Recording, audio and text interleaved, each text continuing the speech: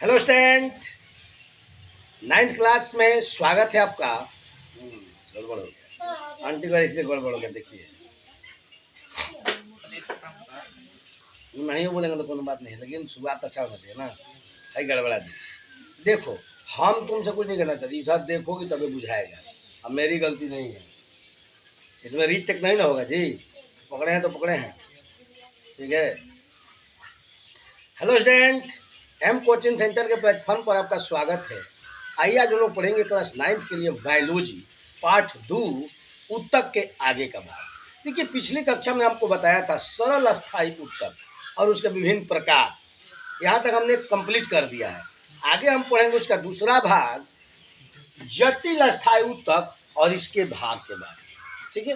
देखिए, हमने सरल अस्थायी ऊतक के बारे में आपको क्या बताया था कि यह एक ही प्रकार के कोशिका से मिलकर के बना होता है, इसलिए सरल होता है, आसान होता है। लेकिन जटिल अस्थायी ऊतक है ना, दो या दो से अधिक प्रकार की कोशिकाओं से मिलकर के बना होता है, ठीक है। ये वो समरूप कोशिका था, ये असमरूप कोशिका है, क्योंकि इसमें दो या दो से अधिक प्रकार के कोशिका इसमें मिला रहता है, इसलिए जटिल होता है। क्या होता है? जटिल होता है, ठीक है। अब देखिए, इसके दो भाग होते हैं, एक जाइलम और एक फ्लोएम। बहुत ही इंपॉर्टेंट चीज है। इससे देखिए, परीक्षा में तो आता ही आता है, हर प्रकार के कंपटीशन में भी इससे क्वेश्चन आता है, ठीक है। अब जाइलम क्या है? जाइलम, ज से जल, ज से जाइलम।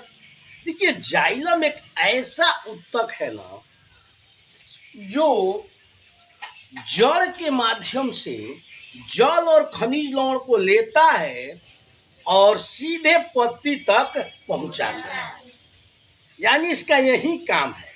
जाइलम की कोशिकाएं मृत होती है। क्या होती है? मृत होती है। हम बताएंगे इसमें कितने एलिमेंट्स मिलकर, तत्व मिलकर के जाइलम का निर्माण करते हैं, लेकिन जाइलम के बारे में जाने, यह एक मृत कोशिका है, ठीक है, जो मतलब कि जड़ से लेकर और पत्ती तक फैली हुई है, वाहिकाओं और नलिकाओं के माध्यम से। वाहिकाओं क्या कहते हैं? वहन करने वाला, धोने वाला। नलिकाएं क्या करती है? आपके गांव में नली है ना जी, नली क्या करता है? घर के सारे पानी गंदगी को लेकर के बड़े नली को दे देता है। अब बड़ा नली क्या करता है? नहर को या फिर आहारा पोखरा को दे देता है, तो ढोने का काम करता है ना।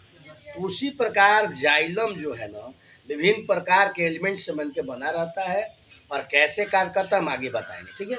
पहले जाइलम के बारे में समझिए। जाइलम की कोशिकाएं जो है ना, मृत होती है। और क्या होता है ना कि जड़ के माध्यम से वो जल और खनिज लवण को वहां से उठाता है और उठा करके पत्ती तक पहुंचाता है। इसका यही काम है। अर्थात कहने का अर्थ क्या है ना, कि ये भोजन बनाने का जो मटेरियल है ना, उसको पत्ती तक ले जा करके देता है। सही बात है। जो भोजन बनाने में जल और खनिज लवण चाहिए ना जी, उसको वहां से उठाता है और ले जाकर के किसको देता है? पत्ती। बस इसका इतना ही काम है, ठीक है, जाइलम का। अब जाइलम जो है ना, 4 प्रकार के एलिमेंट से मिलकर बना होता है, 4 प्रकार के तत्वों से मिलकर के बना होता है। पहला है वाहिनिकाएं। देखिए, इसकी जो रचना है ना, नुकीली होती है। देख लीजिए, दोनों तरफ क्या होती है? नुकीली होती है, और ये मृत होती है। देखिए, आपको ज्यादा इसमें जानने की जरूरत है, जितना हम बता रहे उतना ही समझिए। ए लड़का, यहाँ ध्यान करो। जो इसकी नलिकाएं होती है ना, जो ये वाहिकाएं है, वाहिकाएं मतलब क्या होता है? ढोने वाली नली, ठीक है। ये जड़ से लेकर के और पत्ती तक क्या है? फैली हुई है, तना में, जड़ में, ये होते हुए टहनी से होते हुए वहां तक पहुंचती है। अच्छा, एक बात बताओ, मार्ग नहीं रहेगा जाने का तो कोई चीज जाएगा? हमको घर में जाना है तो दरवाजे के रास्ते जाना पड़ेगा ना जी, है। नहीं तो यहाँ से हम घुस जाएंगे का? नहीं ना घुसेंगे। अगर हमको छत पे जाना होगा तो सीढ़ी के रास्ते न जाएंगे। तो उसी प्रकार ये जाइलम का कार्य क्या है कि जड़ से जल और खनिज लवण को उठाना और उठाकर पत्ती तक देना। अब मार्गे नहीं रहेगा तो ले कैसे जाएगा? नहीं ना ले जाएगा जी। तो उसको ले जाने का काम यही सब लोग करता है। वाहिनिकाएं है ना, ये नुकीली रचना है, ये मृत होता है। इतना ही जाने, लंबा है, दोनों तरफ से नुकीला है और मृत है। तो मृत है तो फैला हुआ है। अब क्या करता है ये देखो पेड़ पौधे को यांत्रिक सहायता भी देता है, और जड़ के माध्यम से जल को उठाता है और पत्ती तक पहुंचाता है। राइट है, इतना बस, इसके बारे में इतना ही जानो, काफी है। वाहिकाएं, अब इसकी रचना देखो, इसमें सीढ़ीनुमा जैसी रचना होती है, देख रहे हैं, इसमें ये भी है इसी के जैसा लगता है, लेकिन इसमें अंतर क्या है कि यह सीढ़ीनुमा रचना है और यह अभी मृत होता है। क्या होता है? मृत। और यह अभी देखिए पेड़ पौधों को यांत्रिक सहायता प्रदान करता है। कोई दिक्कत?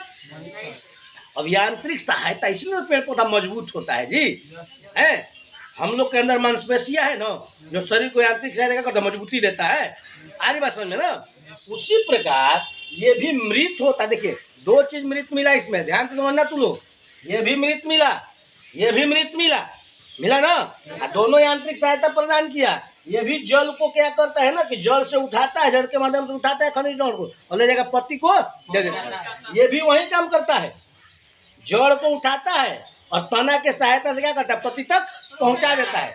जड़ के माध्यम से जल को उठाता है और कहाँ देता है, पत्ती, और पत्ती अपना भोजन बनाने का काम करने लगता है। अब पत्ती भोजन कैसे बनाता है? वो सूर्य के प्रकाश लेता है, उसमें क्लोरोफिल है, उसमें CO2 है, ठीक है। अब देखो सूर्य के प्रकाश का बस इतना ही काम है कि जल के अणुओं को दो भागों में तोड़ देना। इसीलिए लोग कहते हैं कि प्रकाश संश्लेषण क्रिया कहाँ होती है? दिन में होती है, रात में नहीं होती है। और रात में सूर्य मिलेगा? रात में सूर्य मिलेगा नहीं, इसलिए प्रकाश संश्लेषण क्रिया रात में होगा नहीं। कब होगा? दिन में। क्योंकि सूर्य के प्रकाश निकलता है और जल के अणुओं को दो भागों में तोड़ देता है। राइट है। अब आ गया ये जाइलम तंतु। इसकी देखिए रचना जो है ना शंकु आकार की होती है। कैसी होती है? ये भी मृत होती है। ये भी क्या होती है? मृत होती है। और ये भी पेड़ पौधा को यांत्रिक सहायता, ठीक है। अब चौथा जो है जाइलम मृदुतक। अब ये जो होता है ना जीवित होता है। अब आ जाएगा कि जाइलम में कौन सा ऐसा तत्व है जो जीवित होता है? तो जाइलम में, ठीक। ये भी पेड़ पौधों को यांत्रिक सहायता प्रदान करता है और जल और खनिज लवण को कहाँ पहुँचाने का काम करता है? तो पत्ती तक जल और खनिज लवण पहुँच गया, किसके माध्यम से बताइए? तो जाइलम का कार्य क्या है बताइए? जहाँ जल से उठाता है जल और खनिज लवण को, और वाहिकाएं जाइलम तंतु जाइलम मृदुतक की सहायता से क्या करता है? पत्ती तक ले जा करके, बस इतना ही उसका काम है। आगे बात समझ में? कोई पूछेगा कि इसकी कोशिका मृत है कि जीवित है? मृत है, ठीक है। और ये जड़ से लेकर के तना टहनी पत्ती तक फैला हुआ है। ये ले जाने का काम करता है, ले आने का काम इसका नहीं है। ले जाके चौंपा दिया, अब वहां भोजन बना, अब उस भोजन को ये उठाता है कौन? फ्लोएम। अब भोजन को उठाने का काम देखिए दूसरा है, चौंपाने का काम दूसरा है, अब भोजन को उठाने का काम दूसरा है। अब ये भोजन को उठाता है फ्लोएम और पेड़ पौधा के अंग अंग तक उसको क्या कर देता है? क्या कर देता है बताइए? कोई दिक्कत? अब इसको ही बताएंगे अब कितने प्रकार के तत्वों से मिलकर बना होता है, लेकिन नेक्स्ट चैप्टर में मिलते हैं। नेक्स्ट चैप्टर में। धन्यवाद।